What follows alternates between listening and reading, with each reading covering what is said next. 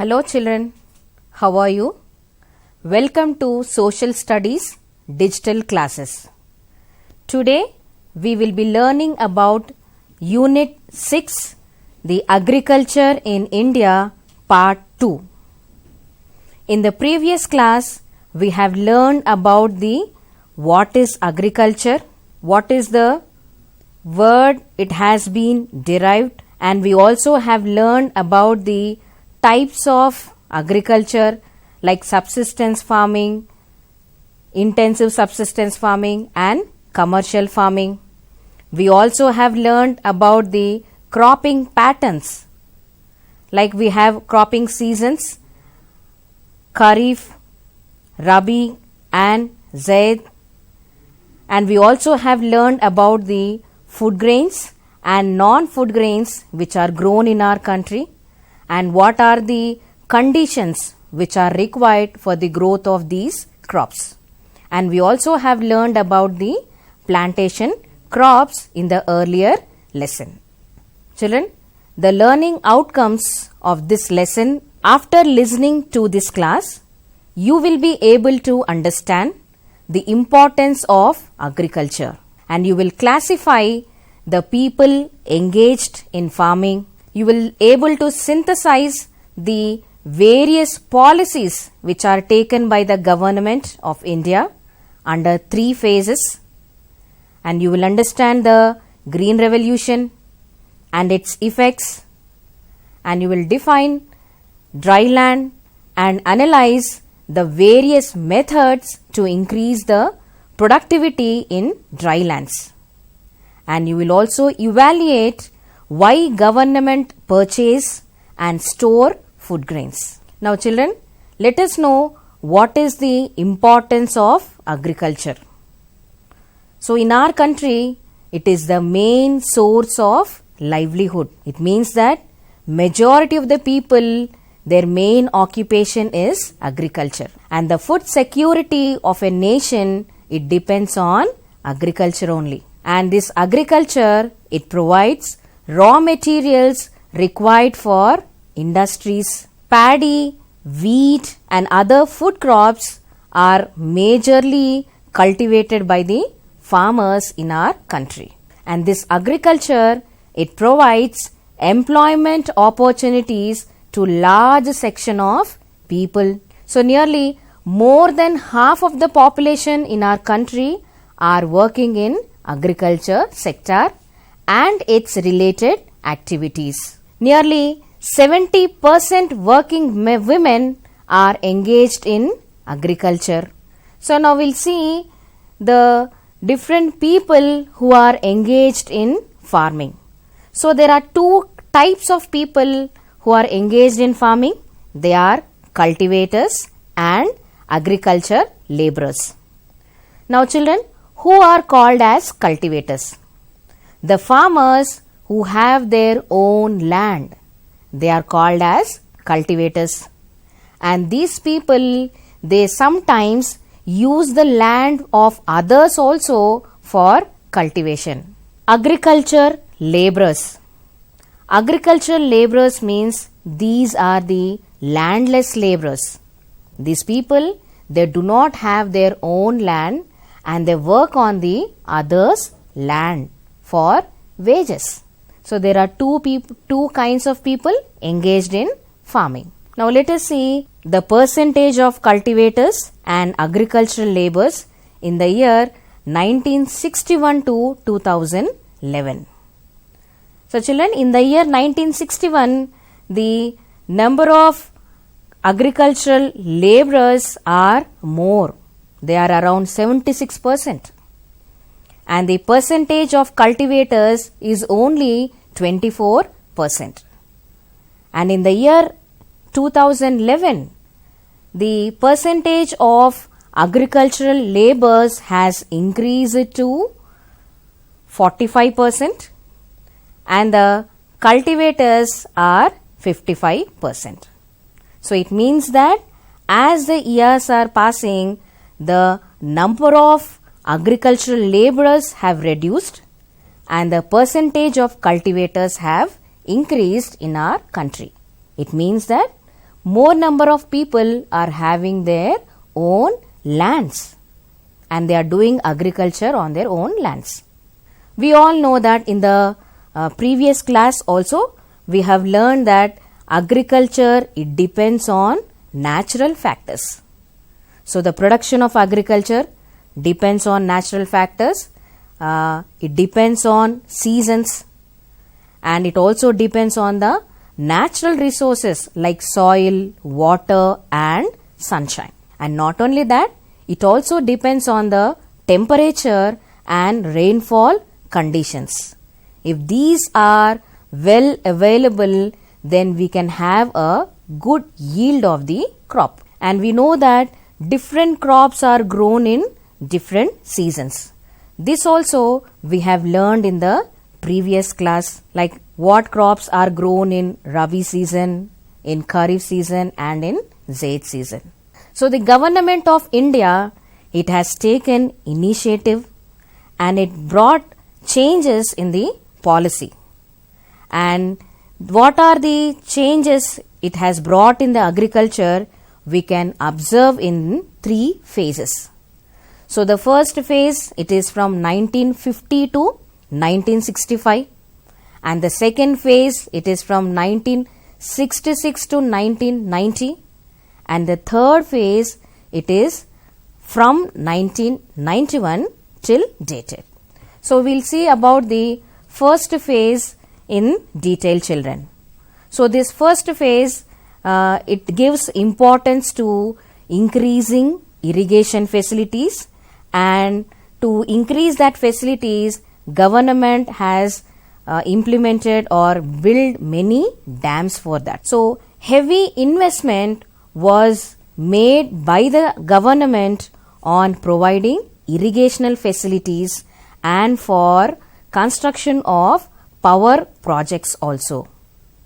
So when irrigation facilities and electricity is given to the farmers, definitely there will be a increase in the crop production, and this will solve the problem of food shortage in our country. So for this purpose, many big dams were constructed, and those were used for providing irrigation facilities and also to generate the electricity. Now children, this is the table which gives the information about the different dams which are being constructed by government and where they are located. So we have Bhakra Nangal Dam. This dam is located in Himachal Pradesh and it is constructed on the river Satluj. Damodar Valley Dam, this is located in West Bengal and it is constructed on Damodar river. And next dam children, it is Hirakund Dam. It is located in Odisha and it is constructed on Mahanandi river. And we also have Nagarjun Sagar Dam, and it is located in Guntur district, which is in the border of Telangana and Andhra Pradesh, and it is built on Krishna river. And one more dam children, it is Gandhinagar Dam, and it is located in Madhya Pradesh and it is constructed on Chambal river. So these are the dams which are constructed by the government in order to provide irrigational facilities and electricity to the farmers. So when these facilities are provided, definitely the area under cultivation and irrigated areas have increased, and the crop production means the farmers, they were able to produce more amount of crop. And for this and to help the farmers, the government has established farmer cooperative societies also. And to help the farmers, they have appointed the agricultural extension officers so that technical support will be provided to the farmers. and many initiatives are being taken up by the government for helping the small farmers. So at mandal level or block level, many community development programs have been initiated by the government. But what happened is, even though so many programs have been introduced by the government to help the farmers, there was a food shortage in our country. It was still continuing. So what is the reason for this food shortage? So what happened is, during the year 1962 and 65, our country has faced 2 wars. So at that time, government, it has to spend a lot of money on the wars. And there was a very little rain in the year 1965 and 1966. So that is the reason these 2 years are declared as drought years. It means that there is no rainfall, or there is availability of very less scanty rainfall. And due to this, what happened is, there is a decline in the production of food grains in our country. So in such situation, what the government can do? It has to import the food grains from the other countries. Then at this time, government, it thought of bringing a change in the policy towards the agriculture.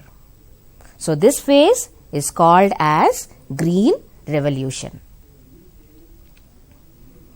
Now the second phase, children, this began in the year 1996 and it continued up to 1990.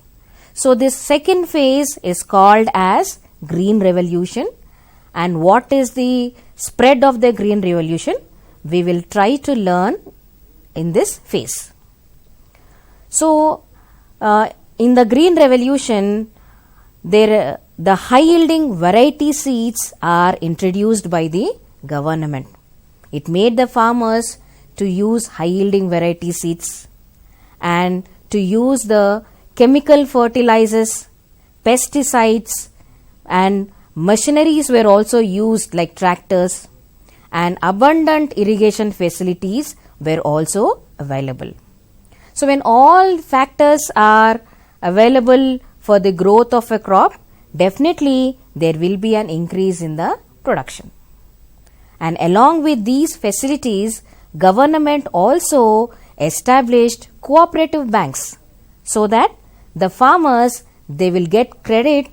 With that money, they can buy the seeds, the fertilizers, the pesticides and machinery which is required for doing agriculture. Dry land agriculture. 55% of the total cultivable land is irrigated, and among that 45% area, it has to depend on rainfall. Means 45% of the land, they do not have irrigation facilities. So that is the reason they have to depend on rainfall only. So the land which does not have any irrigational facilities and they depend on rainfall are called as dry lands. But you know, children, even in dry lands also crops can be grown. So the main crops which are grown in these lands are jawar, bajra, groundnut, ragi, cotton, soya bean, red gram and Bengal gram. So 84% of the pulses which are grown in our country, they are grown in dry lands only. But what happened is, the production of pulses is not at all increasing because they do not have proper irrigational facilities, and this has become more expensive for the farmer. How to increase the production in dry lands? What can be done to increase the production? So the first method is, we have to conserve the rainfall. It means that when rain falls, what happens? It will run away. It will run away and it will mix up with the canals and rivers. So we should see that rainwater, it should percolate into the soil so that the groundwater level will increase. So in this way we can conserve the rainforest. So there are many watershed programs which are introduced by government to conserve the rainfall. So the first one is bunding children. Bunding means building up of stones, construction made of stones and mud, so that the rainwater can be accumulated and collected and it can be used for irrigational purposes. And next one is check dams children. So these check dams are constructed to control the floods and to see that the flow of water also goes even. And tanks. See, every village has a tank. Okay. So these, the water, when rain falls, that water, it will run away. But instead of that, what happens if we increase the capacity of the tank? The rainwater can be harvested in the natural tanks and it can be used for irrigational purpose by the people of that village. Another method of conserving is afforestation children. Afforestation means planting of more trees. See, if we plant more trees, what happens is when there is a rainfall, the water will percolate or sink into the soil through the roots of the plant. So whereby we can increase the groundwater level. So if these activities or programs are undertaken by the government, definitely we can increase the production in dry lands children. And even to increase the production, the farmers, they have to use the compost. How to make a compost? See, the waste material of vegetables, fruits and everything, you dig up it and we store it for many days. Then what happens is it will decompose. It will decompose and it will form into a compost or a manure. And that manure, if we use it for the crops, that will provide a good yield to the crops. Now children, we'll see what are the effects of green revolution. So in green revolution, the farmers have used high yielding variety seeds and they have used high doses of chemical pesticides and insecticides, and irrigational facilities are also available. India, it became sufficient in food crops, means we were able to produce the food grains which are sufficient for our people, and the production of food grains, it has increased to 5 times. See, in the year 1951 to 2014 and 15, the food crops has increased to 253 million tons. It means that the production has increased by 5 times. And a large stock of food grains, they are built up through Food Corporation of India. So what the government will do? It will purchase the food grains from the farmers and it will maintain a stock in FCI. So why the government will maintain the stock? Why it has to collect the food grains? So why? Because if there is a drought or if there is a famine in the country, so in order to avoid that, the government will maintain the food grains stock, and it will also procure the food grains from the farmers and it will supply the food grains to those areas where the food grains cannot be grown or inaccessible areas.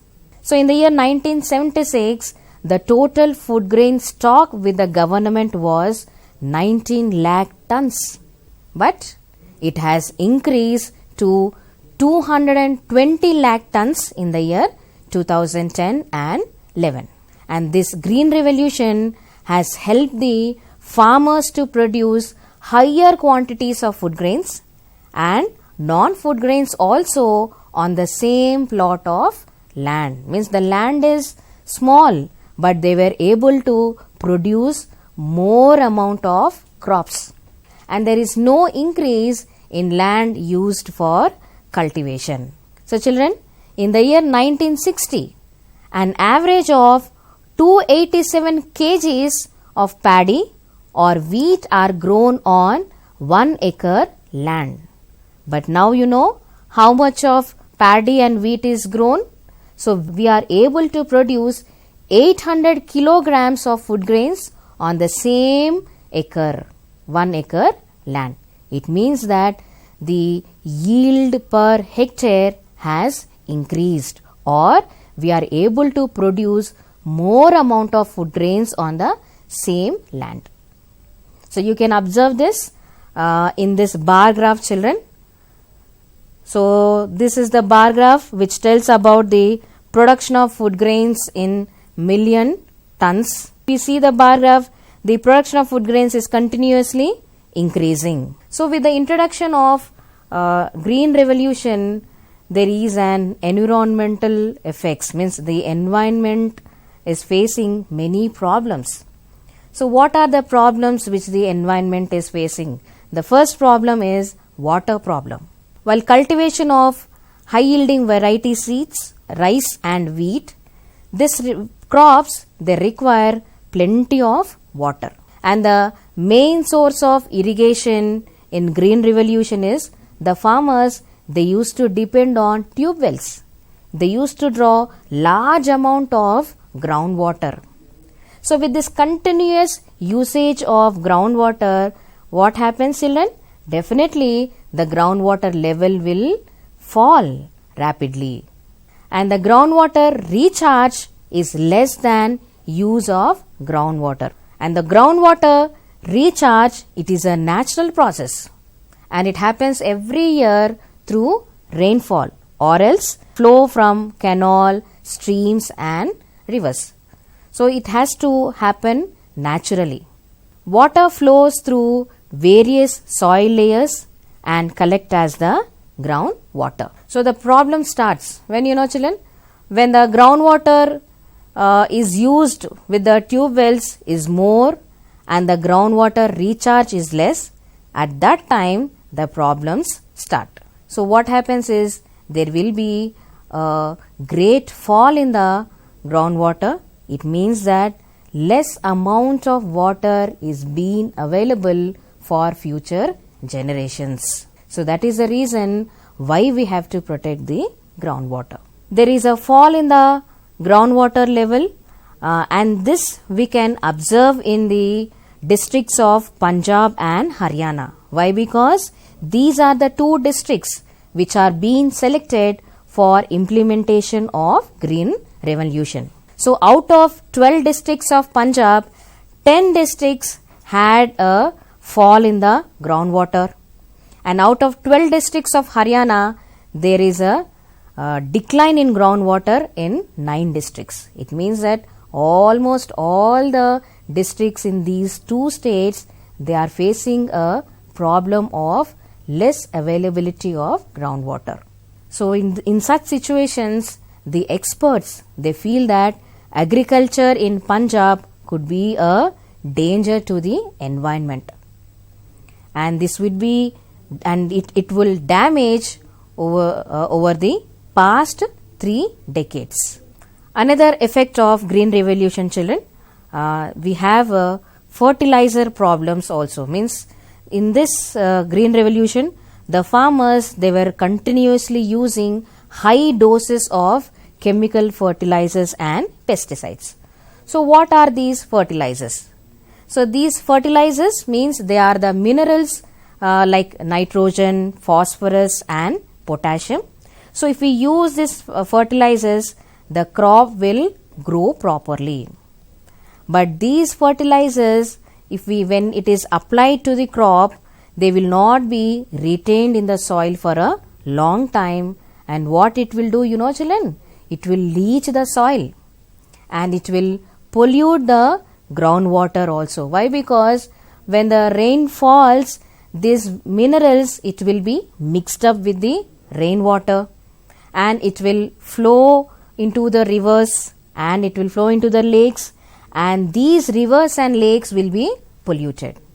and the water, when it percolates into the soil, it goes and accumulates and being collected in the as a groundwater. So even the groundwater also will be polluted. So you can observe this, how the minerals are mixed up with the soil and how they run away with the water.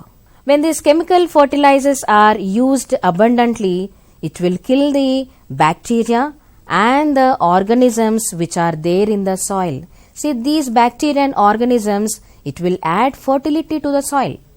But when these chemical fertilizers are added, what happens is these organisms will die and the soil, it will lose its fertility. And without these organisms, soil definitely it has to depend on more chemical fertilizers. So this green revolution, it has resulted in loss of soil fertility, and definitely the farmers has to use high doses of fertilizers in order to increase the production. So in this way, it has increased the cost of production to the farmers.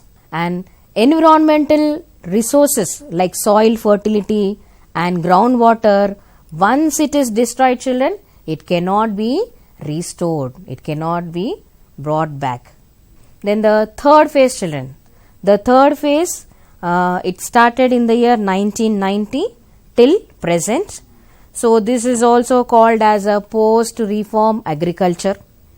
So under this phase, the farmers, they were able to produce more food grains, or more amount of food grains is being produced by the farmers.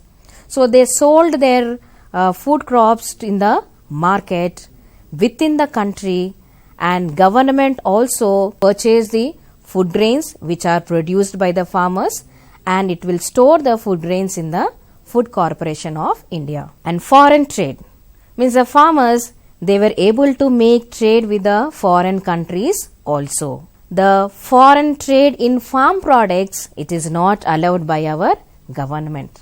And the export of food grains is also banned. We cannot export food grains to other crops in our country.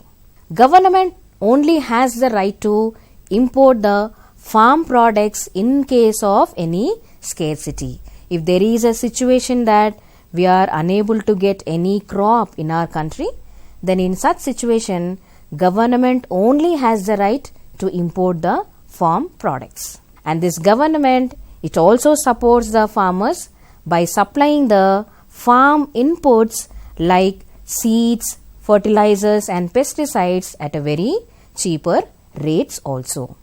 And the government, it also buys the farm products at minimum support price. This is the price which is decided by the government in order to help the farmers. So to protect from them, government only purchases from the farmers and it will provide a minimum support price. Foreign trade in farm products. So government also brought some changes in the agricultural policy. Like farm products are exported. They are exported to other countries, and now we can import the farm products from other countries also. So earlier we could not do this. There were no imports and exports. But now we can import the farm products and even export to other countries. Many developing countries in Asia, Africa and South America, even they have the similar changes in these policies. The import of cotton, rubber, pulses, oil seeds are even allowed in our country, and farmer cannot export food grains. Developing countries are putting pressure on India to import crops which are produced in their countries. So this trade making with foreign countries, this has fluctuated the incomes of the farmers. In certain years and for some crops, the farmers might gain from imports, and in other years, farmer could lose because of cheap imports and fall in price of farm products. Small farmers cannot bear this loss, and farmers get caught in debt trap and become poorer. So we have learned about the what is the importance of agriculture, and we have also know that there are two types of people engaged in farming, like cultivators and agricultural laborers. And we have also learned about the various policies which are taken up by the government under the 3 different phases. And we also have learned about the green revolution and its effects on the environment. And we also have learned about the dry land, what are called as dry land, and what are the methods to increase the productivity in dry lands. Children, I hope you all have understood the lesson. For better understanding of the concepts, you please solve the worksheets and visit the website of SCRT. Thank you, children.